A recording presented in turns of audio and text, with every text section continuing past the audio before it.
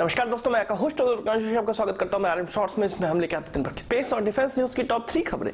तो चलिए जान लेते हैं। दोस्तों, अपनी सबसे पहली खबर में हम बात करेंगे रशिया से जो हम एयरक्राफ्ट खरीदते हैं, जो भी सामान खरीदते हैं, उसकी सेल्स आफ्टर सर्विस के बारे में। 1960 से, जब से वो सोवियत यूनियन था, तब से हम उससे जो सामान खरीदते आ रहे हैं, और जब वो रशिया बन गया उसके बाद भी जो हमने सामान खरीदे उसमें हमें कभी भी सेल्स आफ्टर सर्विस का क्लॉज नहीं डाला, जो कि रशिया और भारत दोनों की तरफ से ही एक बहुत बड़ा फॉल्ट है। इस क्लॉज की कीमत हमारे Su-30 MKI, हमारा Mi-17 हेलीकॉप्टर और MiG-29 जैसे जेट को चुकानी पड़ रही है, जिनके लिए उस स्तर के स्पेयर नहीं मिल पाते हैं जो कि हमें रशिया प्रोवाइड कर सकता था, या जब वो ओरिजिनली बनकर आए थे तब उनमें था। रशिया से जितने प्रोडक्ट हम खरीदते हैं उसके स्पेयर पार्ट का लाइसेंस रशिया अन्य कंट्रीज को दिया होता है।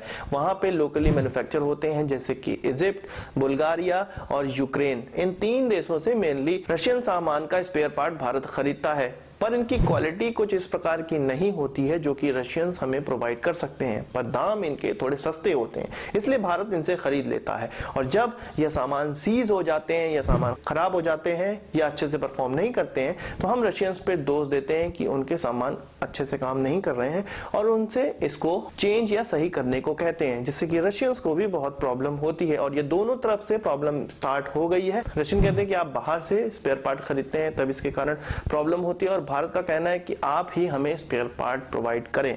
पर यहाँ पे रशियन फिर से कहते हैं कि हमें उतनी बल्क क्वांटिटी में ऑर्डर चाहिए, तभी हम स्पेयर पार्ट प्रोवाइड कर पाएंगे। इनफैक्ट भारत में ही इस प्रकार की लाइसेंस फैसिलिटी बना देंगे जहां पर आप स्पेयर पार्ट खरीद सकते हैं खुद ही, या अन्य कंट्रीज भी खरीद सकती हैं। तो इस चीज पे बात चल रही है रशिया और भारत के बीच में। कुछ सालों से ही ये बात चल रही है और अभी तक ये एक ठोस नतीजे पे नहीं पहुंची है। रशिया इसी चीज पर अड़ा हुआ है कि हमें एक बल्क कॉन्ट्रैक्ट चाहिए होता है, कि बताना होगा भारत को कि कितनी क्वांटिटी में वो खरीदेंगे, और ये क्वांटिटी बहुत ज्यादा होनी चाहिए। अगर ये क्वांटिटी ज्यादा होगी तभी वो इसका प्रोडक्शन कर सकते हैं, अलग से प्रोडक्शन कर सकते हैं, क्योंकि उसके लिए उनको काफी इन्वेस्ट करना पड़ेगा।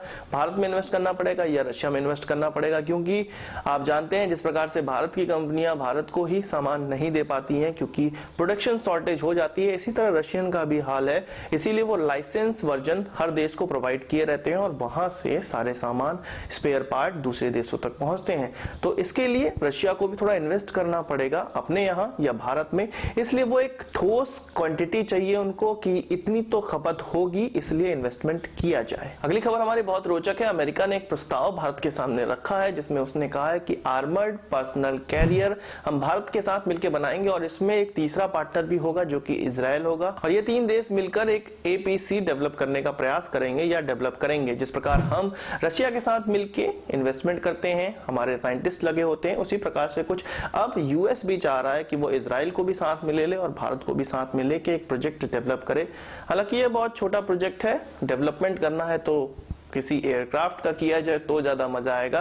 फिर भी एक ये शुरुआत है अमेरिका की तरफ से। यहाँ पर मैं आपको बता दूं कि टाटा ऑलरेडी DRDO के साथ मिलकर एक कैस्ट्रल नाम का APC डेवलप किया हुआ है, जिसका अभी ट्रायल भारतीय सेना ले रही है और उम्मीद है कि यह उस पर खड़ा भी उतरेगा। तो फिर हमें विदेश से कोलैबोरेशन करने की क्या आवश्यकता है, क्योंकि अभी तो हम इस प्रकार के पर्सनल कैरियर डेवलप किए हैं जो कि वेस्टर्न से मिलते जुलते हैं। मतलब हमने उनको देखकर इस प्रकार से सीखा है कि इस प्रकार के व्हीकल हमें डेवलप करने चाहिए और उसको हमने डेवलप किया। ये हमारा कॉन्सेप्ट है, पर जब बाहर से कोई टेक्नोलॉजी आएगी तो उसमें अलग अलग चीजें भी देखने को मिलेंगी। तो जो हमने डेवलप किया उसका भी इस्तेमाल करना चाहिए, और आगे आने वाले समय में, क्योंकि ये फ्यूचर कॉम्बैट व्हीकल हो सकता है, क्योंकि 3 अच्छे देश मिलकर इसको डेवलप करेंगे, इसमें पैसे लगेंगे, तो एक सही दिशा में इसको देखना चाहिए और भारत को जरूर से ये प्रस्ताव एक्सेप्ट करना चाहिए। पर यह भी देखना चाहिए कि किस प्रकार के व्हीकल डेवलप होने वाला और इसमें शेयर किस प्रकार का होगा, और क्या इसको आगे किसी को सेल करने का अधिकार भारत को मिलेगा। अगली खबर हमारी तेजस की मार्केटिंग को लेकर आ रही है। आपने सुना होगा कि 2-4 दिन पहले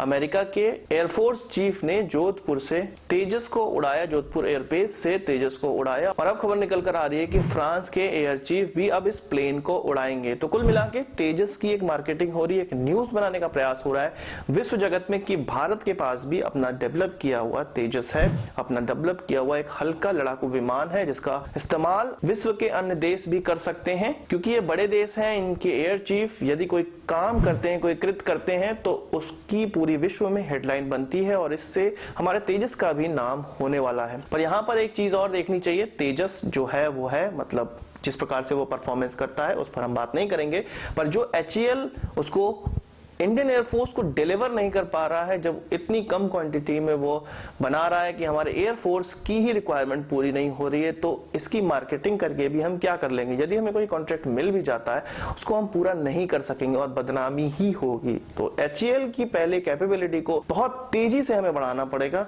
उसके बाद तेजस की मार्केटिंग फायदेमंद होगी। तो 3 खबरों के बाद अपनी बोनस खबर की बात कर लेते हैं। तो बोनस खबर दोनों ही फालतू है और पाकिस्तान की तरफ से आ रही है।